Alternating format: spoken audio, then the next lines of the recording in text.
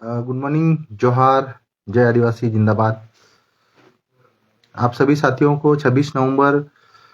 संविधान दिवस की ढेर सारी शुभकामनाएं एवं बधाइयाँ। और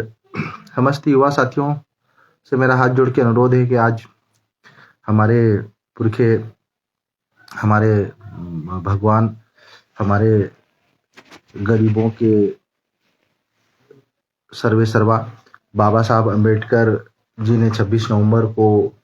आज ही के दिन भारत के संविधान को लागू करवाया था। और भारत के संविधान ने सबसे ज़्यादा अगर इस देश में किसी वर्ग का फायदा पहुंचाया है तो वो हमारे एसटी, एससी और पिछड़े वर्गों का। जहाँ पर आज़ाद भारत से पहले अंग्रेजों के 200 सालों के शासन में और अंग्रेजों के शासन से पहले राजशाही जो व्यवस्था थी, फिर जो अंग्रेजों का राज चला और अंग्रेजों के राज के बाद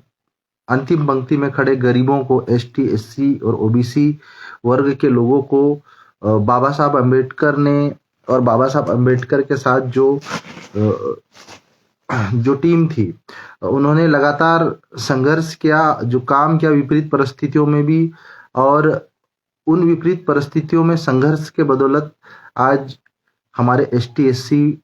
ओबीसी वर्ग को आरक्षण मिला। और इस आरक्षण के बदौलत हम जैसे युवा आज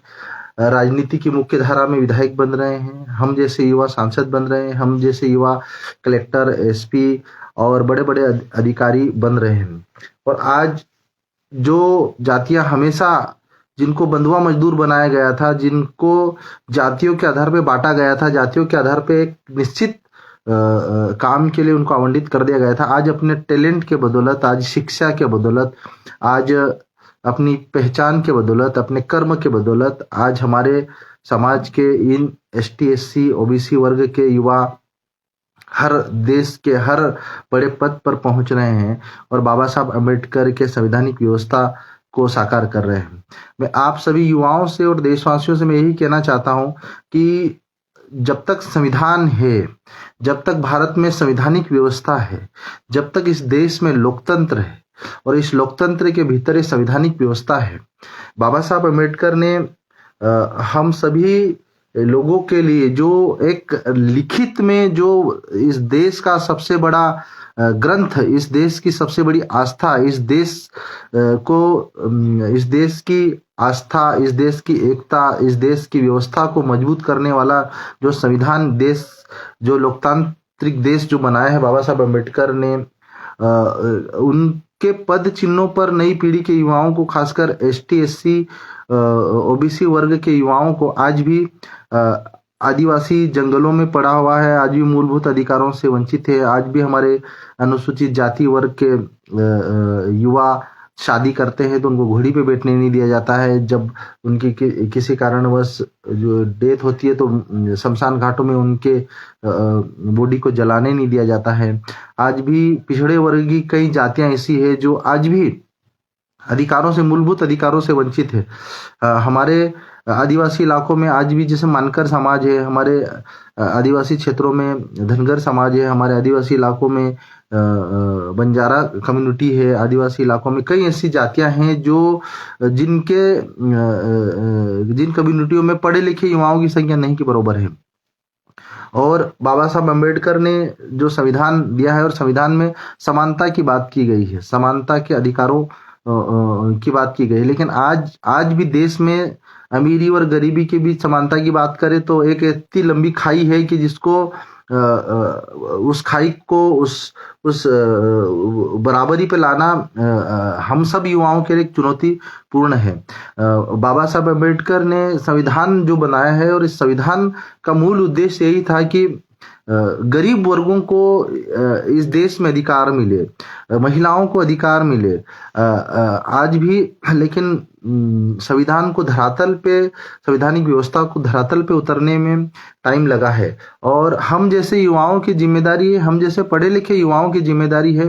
कि बाबा साहब अम्बेडकर के संवैधानिक व्यवस्था को ग्राउंड पे, इस लोकतांत्रिक व्यवस्था में रहकर ग्राउंड पे उतारना, उनके मूल अधिकारों को उन तक, गरीबों तक पहुंचाना, ये हम जैसे युवाओं की जिम्मेदारी है। मैं उन सभी क्रांतिकारी पुरखाओं, चाहे बिरसा मुंडा हो, चाहे टंटे भील हो, चाहे रानी दुर्गावती हो, चाहे शंकर शाह रघुनाथ शाह हो, इन्होंने हमारे अधिकारों की लड़ाई, हमारे जल जंगल जमीन के अधिकारों की लड़ाई के लिए अपना सर्वोच्च न्योछावर कर दिया है। हमारी युवा पीढ़ी आज भी कई बार दूरदर्शिता की कमी के कारण, या कई बार धैर्य की कमी के कारण, या कई बार जल्दबाजी के कारण हम कई बार ऐसी गलतियां कर रहे हैं कि उस व्यवस्था, संवैधानिक व्यवस्था के साथ चलने की बजाय एक ऐसा रास्ता इतर करते हैं जो इस देश की एकता और अखंडता के लिए उचित नहीं है। मैं सभी युवाओं से यही कहना चाहता हूं कि हमें धैर्य रखना चाहिए, हमें ऊंची सोच, बड़ी सोच रखना चाहिए, और आपस में मिलकर भाईचारा और एकता के साथ इस देश की एकता और अखंडता को बनाए रखने के लिए सभी धर्म, सभी जाति, सभी समुदायों के साथ मिलकर आपसी सामंजस्य बनाकर देश में अमीरी और गरीबी के बीच का फासला हमें कम करना चाहिए। इस देश में सबसे बड़ी अगर आज समस्या है तो इस देश की गरीबी। आज भी लोगों के पास पक्के मकान नहीं है, आज भी लोगों के पास 2 वक्त के खाने के लिए रोटी की व्यवस्था नहीं है, आज भी गरीब लोगों के पास इलाज के लिए उचित पैसा नहीं है, अस्पताल तक पहुंचने का पैसा नहीं है, समय पर इलाज कराने का पैसा नहीं है। आज भी बच्चों की पढ़ाई के लिए माँ बाप के पास अच्छे स्कूलों में पढ़ा सके, अच्छे शहरों में पढ़ा सकें, अच्छे हॉस्टलों में पढ़ा सके, उनके पास ऐसी व्यवस्था नहीं है। तो आज भी हमारे देश में गरीबी एक अभिशाप की तरह है, और हमारे देश, इस युवा देश में गरीबी मुक्त भारत बनाना, गरीबी मुक्त भारत तभी बनेगा जब बाबा साहब अम्बेडकर ने जो भारत के संविधान में गरीबों के लिए जो अधिकार दिए हैं, अंतिम पंक्ति में खड़े वर्ग के लोगों के लिए जो अधिकार दिए हैं, जब तक उस अधिकारों को सही मायने में हम लोग नहीं पहुंचा पाएंगे, हमारे जैसे युवा पीढ़ी, हमारे जैसे नेतृत्वकर्ता, हमारे जैसे युवा उस संवैधानिक व्यवस्था को अंतिम पंक्ति में खड़े लोगों तक नहीं पहुंचा पाएंगे, तब तक इस देश में गरीबी दूर नहीं हो पाएगी। और गरीबी दूर कैसे करें, गरीबी मुक्त भारत कैसे बनाएं, ये हम जैसे सभी युवाओं की एक जिम्मेदारी है। कि आज हम देखते हैं कि आदिवासी इलाकों में पलायन एक गंभीर मुद्दा है। आज जब अभी हमारे मध्य प्रदेश में हाल ही में विधानसभा चुनाव हुए, तो चुनावों में गांव के गांव, मोहल्ले के मोहल्ले पलायन करके गुजरात चले गए हैं, पलायन करके महाराष्ट्र चले गए हैं, पलायन करके बड़े बड़े शहरों में चले गए। आज शहरीकरण के इस दौर में, वैश्वीकरण के इस दौर में, जहां पर गांवों में गरीबों की संख्या कम होती जा रही है, गरीबी खत्म नहीं हो रही है, गरीबी पलायन करके दूसरी जगह जा रहे हैं रोजगार की तलाश में। लेकिन रोजगार गांव में क्यों नहीं मिले, ऐसी व्यवस्था हम लोगों को गांव के भीतर ही, गांव को संपन्न कैसा बनाया जाए, गांव की व्यवस्था को मजबूत कैसा किया जाए, उस दिशा में हमारे युवा पीढ़ी को काम करने की जरूरत है। आज बाबा साहब अम्बेडकर की एक संवैधानिक व्यवस्था, जो आज भी पढ़ा लिखा वर्ग, एसटी एससी का जो बड़ा वर्ग है, बाबा साहब अम्बेडकर के पद चिन्हों पर चलने की बजाय ऐसे झंडे और डंडे उठा रहा है जो उनकी जड़ें खत्म कर रहा है, उनकी जिस डगाली पे खड़े हैं उसी डगाल को काटने का काम कर रहे हैं। आज बाबा साहब अम्बेडकर जैसे महान व्यक्ति ने इस देश का नहीं, पूरे दुनिया का सबसे बड़ा ऐसा संविधान बनाया है, और उस संविधान के कारण एसटी एससी ओबीसी पिछड़े वर्गों को जो अधिकार मिले हैं, लेकिन आज भी इन वर्गों के युवा बाबा साहब अम्बेडकर के योगदान को, इस देश में दिए गए इस व्यवस्था को नहीं समझ पा रहे हैं। छोटे छोटे लालचों में आकर, छोटे छोटे प्रलोभों में आकर हमारे युवा भटक रहे हैं। मैं नई पीढ़ी के युवाओं से मैं यही कहना चाहता हूं कि बाबा साहब अम्बेडकर ने जो संवैधानिक व्यवस्था बनाई है, और इस संवैधानिक व्यवस्था के तहत जो अधिकार एसटी एससी वर्ग, ओबीसी वर्ग के लोगों को दिया है, उन अधिकारों को गरीबों तक पहुंचाएं।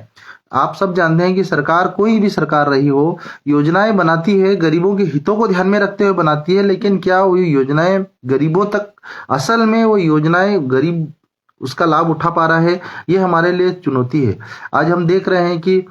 कई योजनाएं गरीबों के हितों की सरकारें बना रही हैं, हर राज्यों में बना रही है, केंद्र सरकार बना रही है, हजारों करोड़ रुपए का बजट पास कर रही है, लेकिन क्या वो पैसा गरीबों तक पहुंच पा रहा है? क्या गरीबी मुक्त भारत बनाने की जो सरकारों की जो मंशा है वो पूरी हो पा रही? कहीं ना कहीं गरीबी मुक्त भारत तभी बनेगा जब नई पीढ़ी के युवा बाबा साहब अम्बेडकर की एक संवैधानिक व्यवस्था को गांव गांव तक, गरीब व्यक्ति तक, अंतिम पंक्ति में खड़े व्यक्ति तक पहुंचाएंगे। और बाबा साहब अम्बेडकर हमारे देश